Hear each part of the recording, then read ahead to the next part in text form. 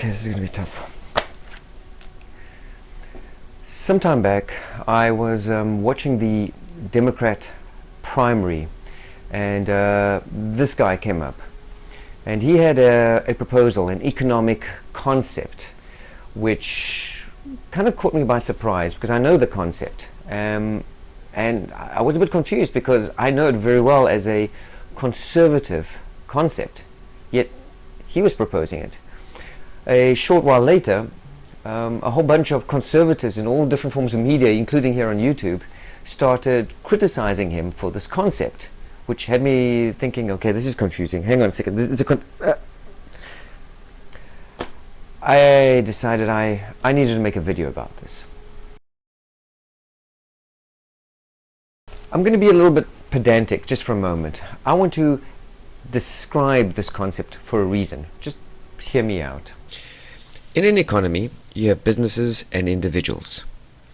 They will hand over a portion of their hard-earned money in the form of tax to government. Government in turn will take a portion of that tax revenue and hand it over in the form of cold hard cash with no strings attached to certain individuals in need.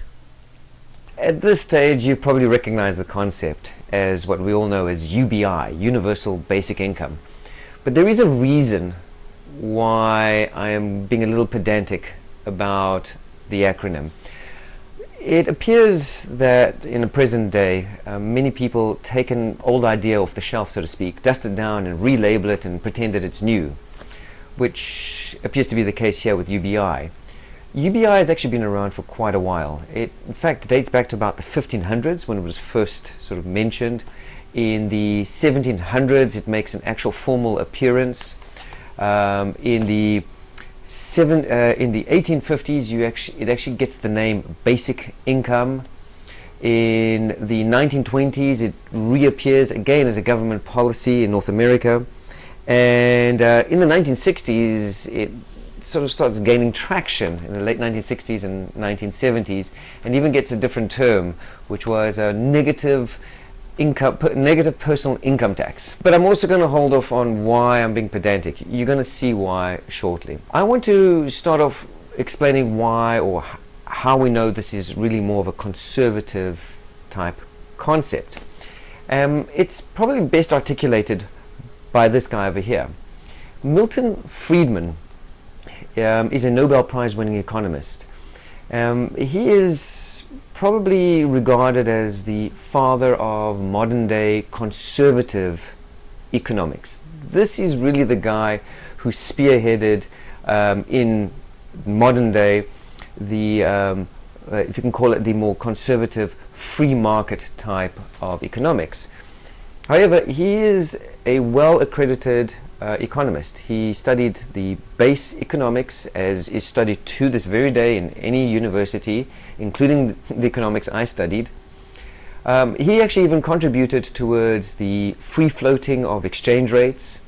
He was actually able to help develop a policy towards money growth, how we print more cash, etc.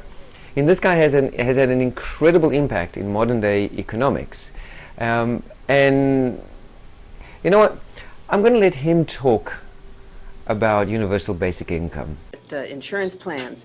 I'm curious as what your proposal would be to cover those who presently are not covered, and those who truly cannot afford at this point because they are below the so-called poverty level, they are not in organized labor, they are not a member of a large corporation which provides such a plan for its employees. I said before, I do not believe you ought to have any special program for medicine at all. Yes, I understand. I believe, I have long been in favor of substituting for our present whole set of welfare arrangements a comprehensive negative income tax, which would provide to individuals below a level a sum of money which would assure that they would be able to maintain a particular level.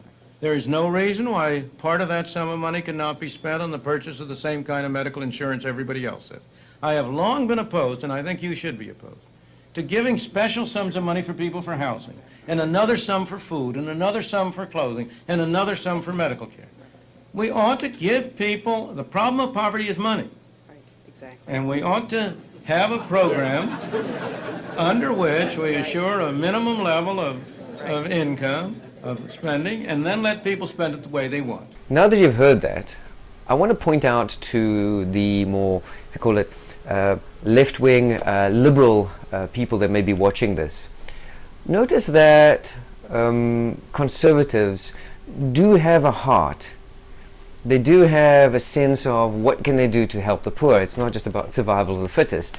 And he did have a policy that sort of fitted in with the whole grounding concept around, well, conservative free market economics.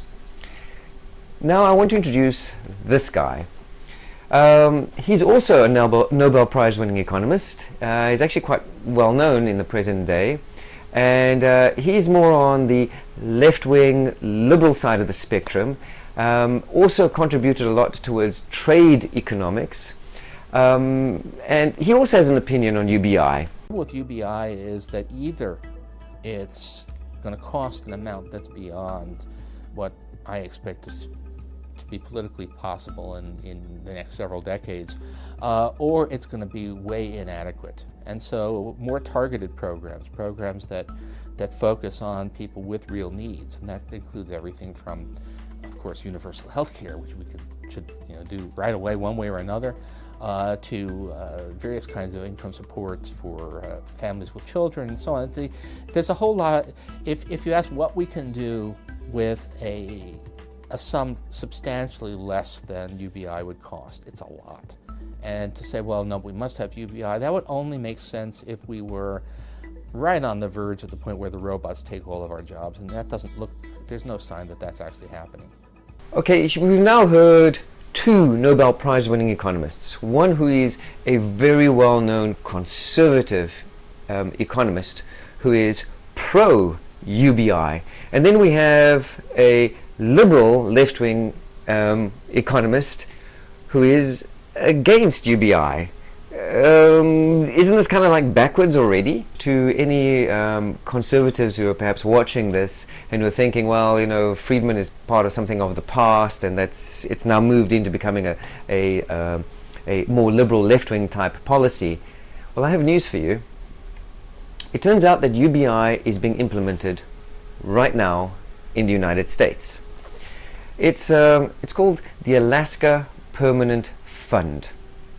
Now, remember, I was trying to be pedantic and I tried to explain that sort of concept of, well, let's run this one. Remember that chart I just showed you describing UBI? Let's redo that chart. This time, the businesses are only oil companies. Instead of handing over tax, they are handing over what is being called interest charges to what we are now going to be calling the Alaska Permanent Fund Corporation, which is a government department. Then that corporation hands over no strings attached, cold hard cash called dividends to all Alaskans, no matter their age. So who are we kidding? When you use the terminologies interest payment, corporation, and dividends, these are terms that are pretty much reserved for the private sector.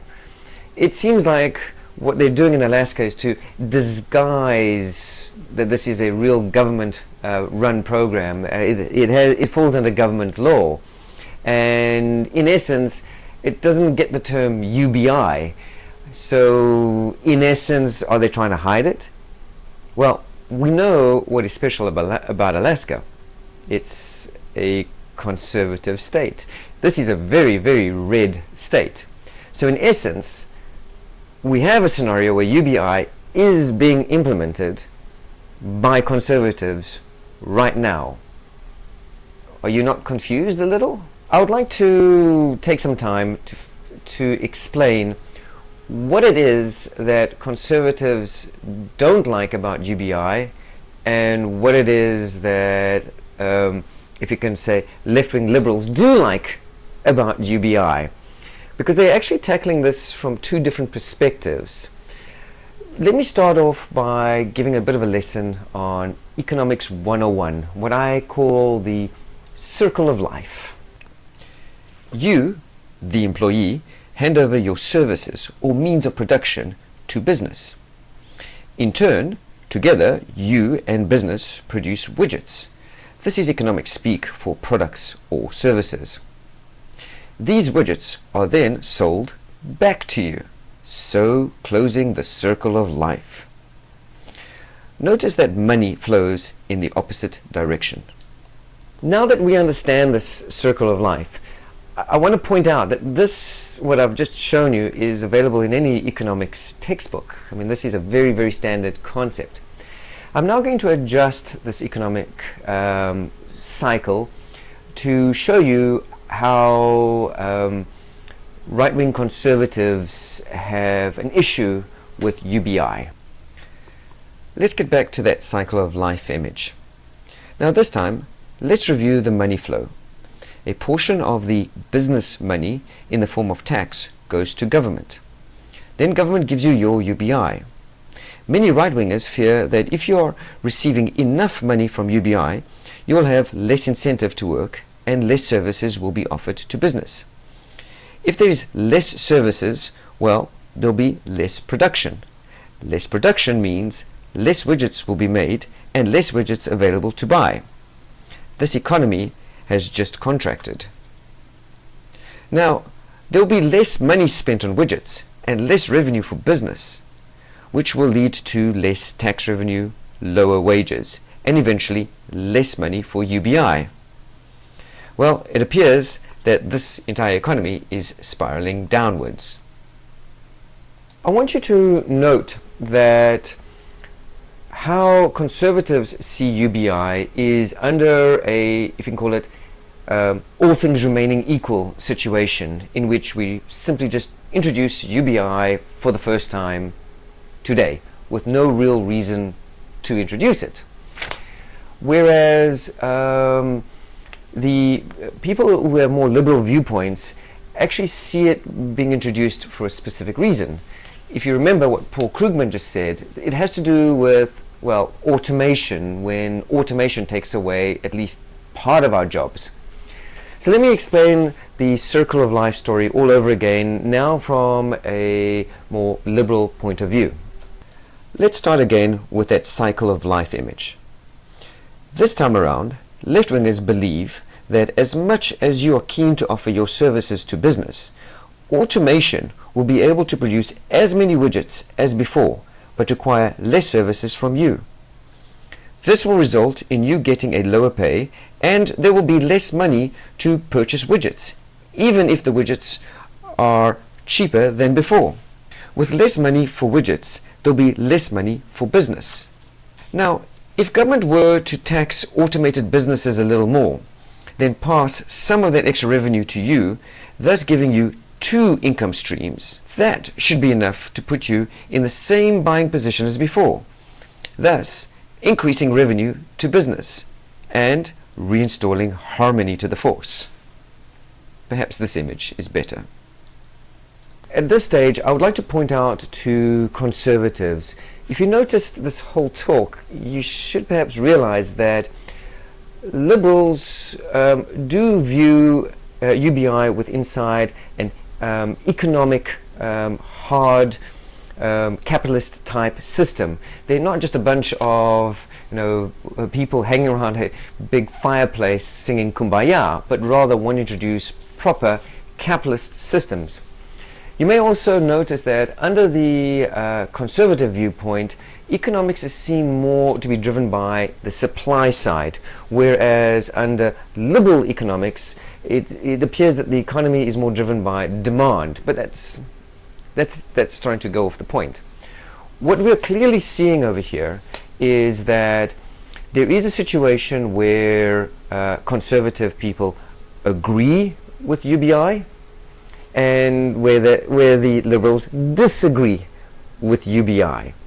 There is a situation where conservatives disagree with UBI and where liberal people do agree with UBI. I guess the main thrust behind this is to understand that UBI is something that we should not be afraid to talk about between people with different perspectives. And definitely we shouldn't try and vilify or try and humiliate somebody else about this very topic. I want to point out something interesting. Richard Nixon in the late 60s and early 70s, a conservative Republican president, kind of took a liking to UBI as a form of answering various issues of the time. He worked with a Democrat, McGovern, and they worked out a policy on UBI, which then was turned into a form of legislation, and then presented to Congress and went through various phases. It actually went backwards and forwards a few times and eventually failed. But looking back at that time, you actually had a conservative Republican working with a liberal Democrat together putting forward a policy of UBI, which should be a lesson to us today about working together. I'm hoping that having seen this video you'll come to appreciate that there are many facets to UBI and that, well, we shouldn't be afraid to talk about it. I guess the question now is, what do I think about UBI? And I'm going to go for the cop-out. I find it very intriguing. I enjoy reading about it and following what's going on, and maybe someday it will have a place in this world and maybe it won't. And that's all I can say to you. Well, thank you very much for watching.